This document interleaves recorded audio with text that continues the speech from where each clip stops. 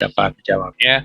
Sekaligus juga kami juga sudah mengumpulkan beberapa pertanyaan dari yang kami kumpulkan dari medsos, Pak, terkait dengan proses pendataan non-ASN ini.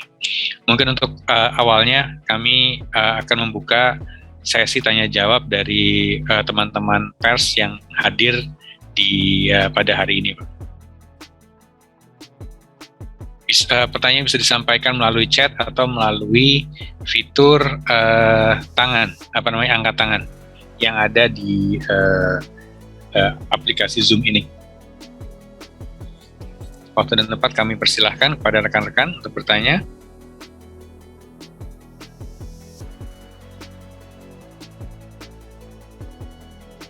Jadi 3 pertanyaan pertama kami mohon untuk bisa disampaikan.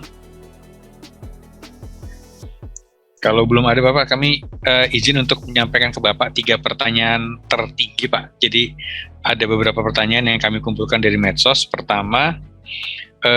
Pertanyaan pertama, apakah hasil pendataan non-ASN ini dapat diseleksi menjadi calon ASN atau seperti apa? Kemudian yang pertanyaan kedua, apakah daerah yang memaksakan mendaftarkan tenaga yang digaji dari mekanisme pengadaan barang dan jasa tetap diloloskan? Kemudian yang ketiga, bagaimana cara mengetahui instansi saya termasuk dalam pendataan non-ASN ini? Mungkin 3 pertanyaan itu dulu, Bapak. Ya, terima kasih Pak Karo. Pertama, apakah hasil pendataan tadi dapat diseleksi menjadi ASN? Memang salah satu tujuannya itu adalah itu. Nah, tetapi tentu nanti akan ada formulasi kebijakan. Jadi tidak seperti yang selalu disampaikan oleh Pak Deputi SDMA Kemenpan misalnya. Kebijakan itu tentu tidak one fit for all. Jadi tentu akan menjadi spesifik untuk jabatan-jabatan seperti ini bagaimana mekanisme penyelesaiannya. Untuk jabatan seperti ini bagaimana mekanisme penyelesaiannya.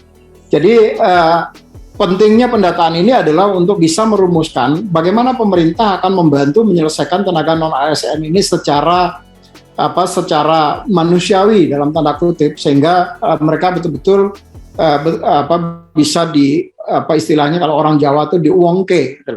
Nah, ini yang itu bisa dilakukan kalau kita kemudian memiliki pemetaan terhadap tenaga non-ASN ini.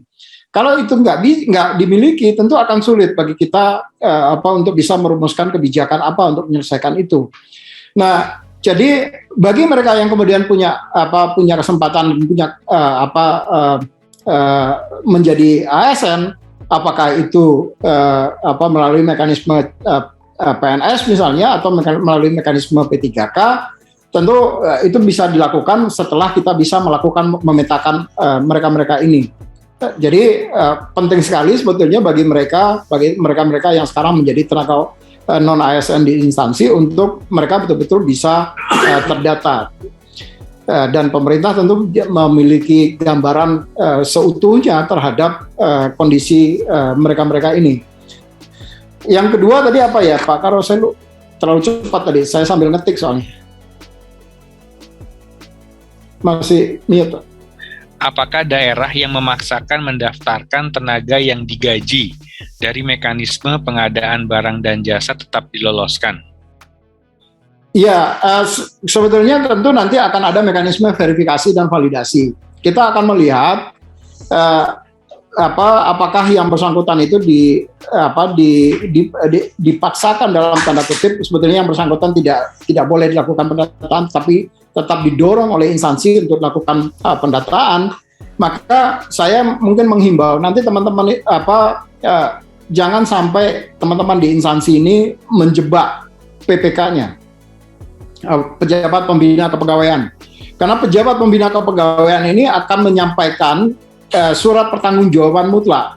Dan di dalam surat pertanggungjawaban mutlak tadi itu kami sudah mencoba merumuskan bahasanya yang kemudian bisa berkonsekuensi terhadap hukum. Jadi tentu kami berharap betul, dan ini yang juga selalu kami sampaikan ke teman-teman di Kepala BKD, BKPSDM ataupun di instansi pusat. Jangan sampai dengan proses pendataan ini kemudian menjebloskan dalam tanda kutip pimpinan-pimpinan di daerah yang yang seharusnya atau yang menyalahi ketentuan yang sudah ditetapkan oleh Kementerian Pan-RB. Dan ini himbauan ini sudah kami sampaikan, termasuk juga di awal-awal waktu kita melakukan launching terhadap aplikasi pendataan non-ASN ini. Perlu kehati-hatian terkait dengan pendataan ini, jangan sampai kemudian karena uang 100-200 ribu misalnya kemudian dimasukkan saja, tapi kemudian tentu PPK tidak siap untuk tidak bisa melakukan verifikasi data keseluruhan, maka proses verifikasi data keseluruhan tadilah yang kami harapkan melalui mekanisme uji publik terhadap data yang sudah disampaikan. Jadi mekanisme uji publik itu ada dua maksud. Yang pertama adalah munculnya data-data yang sebetulnya yang bersangkutan tidak berhak, tapi kemudian tetap dimasukkan, dan akhirnya masyarakat kemudian bisa mengontrol itu. Yang kedua adalah kalau ada sebetulnya yang bersangkutan berhak untuk didata, tetapi kemudian tidak didata, karena yang bersangkutan misalnya tidak memberikan semacam uang lelah lah dalam tanda kutip kepada operator misalnya. Nah, akhirnya yang bersangkutan ini kemudian masuk. Nah, dia bisa kemudian melakukan protes di dalam mekanisme 1 bulan dari 31 September sampai 31 Oktober tadi.